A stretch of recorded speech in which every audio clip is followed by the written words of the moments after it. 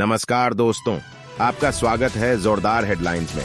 आज हम आपके सामने लेकर आए हैं एक दिलचस्प कहानी जो हमें सिखाती है कि साहस, संघर्ष और परिश्रम की मात्रा कितनी शक्तिशाली होती है। उस पेशेंट ने नशे के लिए बेटी बेच दी थी। यह सुनते ही मैं हिल गया। सोचा आईएएस बनकर ही सिस्टम सुधार पाऊंगा। 2018 की बात है। नवंबर का महीना था। छत्तीसगढ़ में विधानसभा चुनाव होने वाले थे।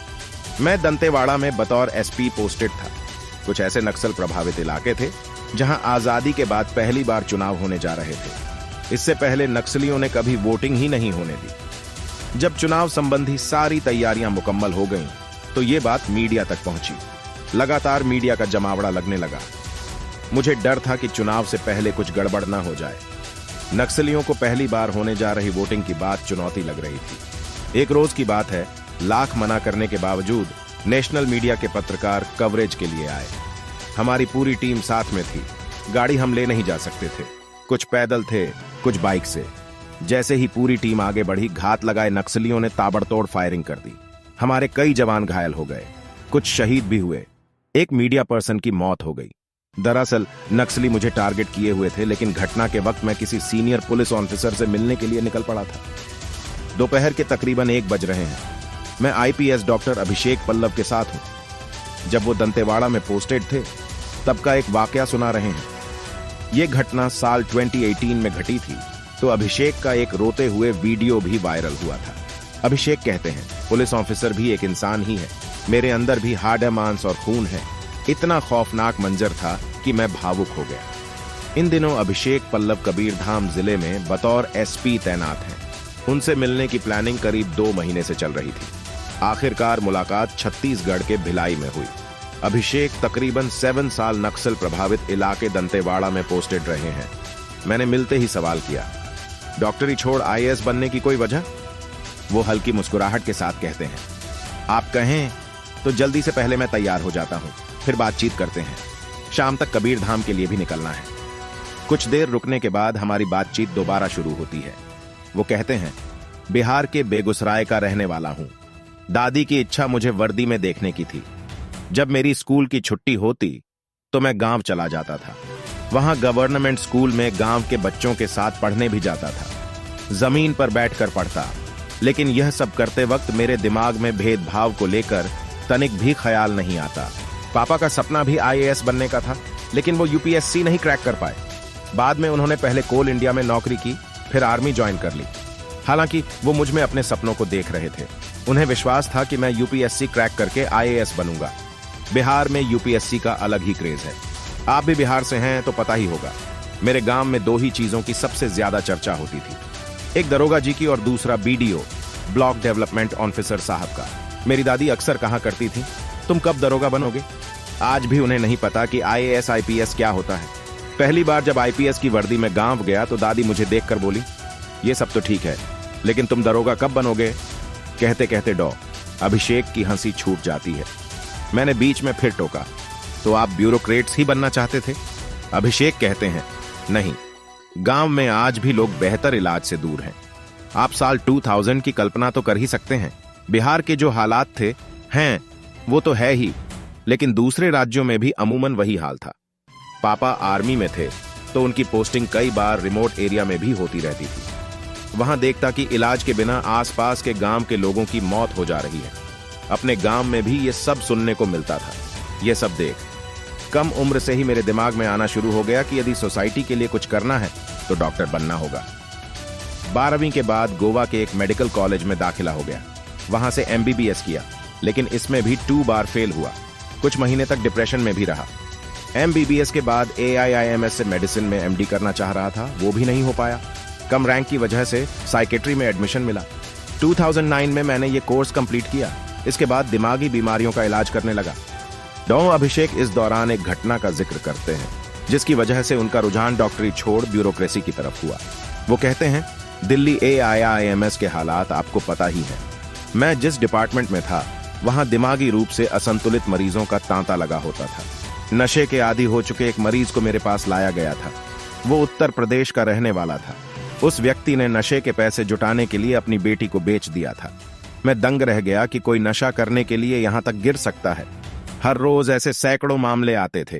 जिसके बाद मुझे लगा कि यदि बड़े स्तर पर सुधार करना है तो हमें सिस्टम का हिस्सा बनना पड़ेगा।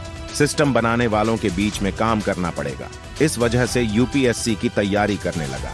अभिषेक पल्लव 2013 बैच के आईपीएस अधिकारी हैं। वो कहते हैं, शादी को हुए 2 साल हुए थे। डॉक्टरी छोड़ मैं यूपीएससी की तैयारी करने लगा। उम्र 29 की हो चुकी थी।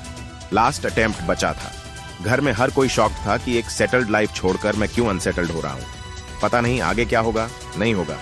जो पहले एक फिक्स सैलरी आ रही थी वो बंद हो गई। फाइनेंशियल क्राइसिस भी फेस करना पड़ा। इसी बीच मेरा छोटा भाई भी यूपीएससी की तैयारी कर रहा था। कह सकता हूं कि इसका भी मुझे फायदा हुआ।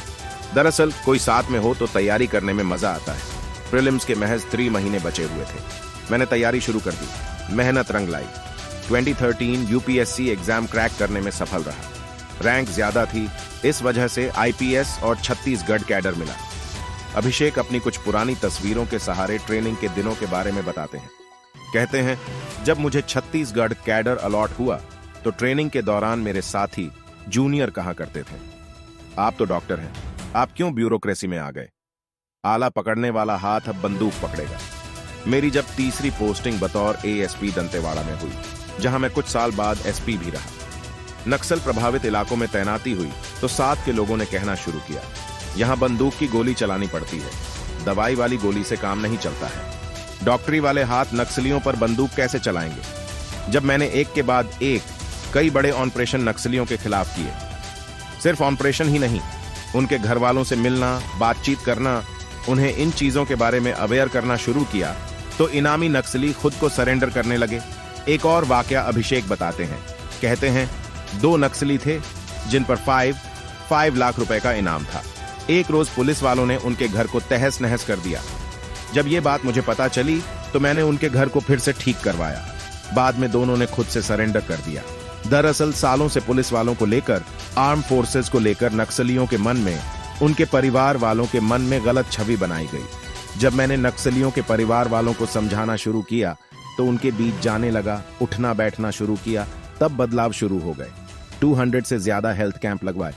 यहाँ के लोग मुझे दवाई वाला कहकर बुलाने लगे। नक्सली इलाके में पोस्टिंग से जुड़ा एक और किस्सा बताता हूँ।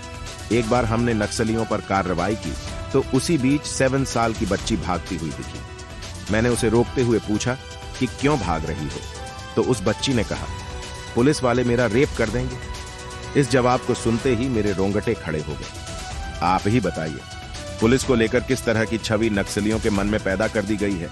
मैं डॉक्टर हूं, साइकोलॉजिस्ट भी रहा हूं, इसलिए मैं सिर्फ एक्शन नहीं लेता, हर समस्या की जड़ तक जाता हूं। नक्सल प्रभावित इलाके के लोग मुझे अपने परिवार का हिस्सा मानते हैं। लोग पुलिस वालों को दोस्त समझने लगे हैं। तभी तो दंतेवाड़ा के नक्सल प्रभावित इलाकों के कई ऐसे लोकेशन हैं जहां आजादी के बाद पहली बार तिरंगा फहराया गया।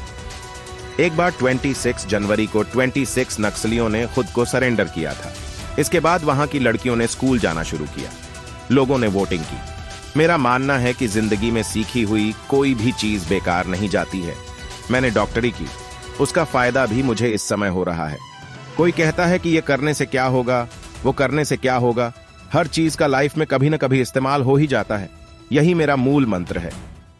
अभिषेक कुछ सेकंड रुकते हैं, फिर कहते हैं, मेरी कहानी थोड़ी लंबी है। मैं उनकी ओर देखकर मुस्कुरा देता हूं। ये सब देखकर आपके घर वाले तो बहुत खुश होते होंगे। अभिषेक कहते हैं, खुशी उन्हें होती ही होगी। 2021 to 22 में मुझे राष्ट्रपति द्रौपदी मुर्मू ने पुलिस मेडल से नवाजा। अब वर्दी पहना हूं तो थोड़ा डर रहेगा ही। जब नक्सली इलाकों में पोस्टेड था तब घर वालों को थोड़ी चिंता लगी रहती थी, कब क्या हो जाए पता नहीं। पापा जब आर्मी में थे तो जहां जहां उनकी पोस्टिंग होती, हम लोगों को भी शिफ्ट होना पड़ता। 12वीं पास करने तक मैं 7 स्कूल बदल चुका था। आप समझ सकते हैं कि एक बच्चे के लिए कितना मुश्किल होता होगा। ये 90 के दशक की बात है। हर 1-1.5 साल बाद सब बदल जाता है। नई लोकेशन, नया स्कूल, नए दोस्त, सब कुछ नया। लेकिन इसके साथ ही कम उम्र से ही मुझे बहुत सारी चीजें सीखने को मिली। नए लोगों से मिलना, गांव के लोगों के बीच रहना, इन्हीं सारी चीजों का मुझे आगे चलकर फायदा मिला। बातचीत करते हुए शाम के 6 बज चुके हैं। अभिषेक को अब कबीरधाम के लिए निकलना है। चलते चलते मैं उनसे पूछता हूं, सोशल मीडिया पर भी आप खूब एक्टिव रहते हैं। अभिषेक कहते हैं, मेरा मानना है कि अपराध से नफरत करो, अपराधी से नहीं। मैं अपराधियों की काउंसलिंग करता हूं, उन्हें सही रास्ते पर लाने की कोशिश करता हूं। एक लड़की 10वीं में टॉप की थी। जब मैं उससे मिलने गया तो उसने कहा कि उसके पापा 4 साल से जेल में बंद हैं, वो उनसे मिलना चाहती है। मैंने तुरंत कानून को फॉलो करते हुए उस लड़की को पिता से मिलवाया। आपको पता है, उस पिता की कोई गलती नहीं थी। वो अपने बेटे के जुर्म की वजह से जेल में था। इस तरह के अनगिनत मामले हैं। हालांकि मैं भी मानता हूं, सोशल मीडिया पर इस तरह से हर एक्टिविटी का वीडियो शेयर करना निजता का उल्लंघन है। हर किसी की अपनी प्राइवेसी है। इसे लेकर कुछ गाइडलाइन भी आई है जिसे हम फॉलो कर रहे हैं। आखिरी शब्द हमारे वीर पुलिस अधिकारी की इस कहानी से हमें यह सीखने को मिलता है कि जीवन में सफलता पाने के लिए सिर्फ कठिनाइयों का सामना करना ही काफी नहीं होता, बल्कि हमें उन कठिनाइयों के साथ संघर्ष करने की हिम्मत और आत्मविश्वास भी रखना आवश्यक होता है। तो यह थी हमारी आज की कहानी, जो हमें एक वीर पुलिस अधिकारी की अनूठी और प्रेरणादायक दास्तानी सुनाई। हम जल्द ही वापस आपके सामने आएंगे एक नई कहानी के साथ। तब तक धन्यवाद और ध्यान रखें जोरदार हेडलाइंस पर। कृपया हमारे चैनल को सब्सक्राइब करें और वीडियो को लाइक और शेयर जरूर करें। धन्यवाद।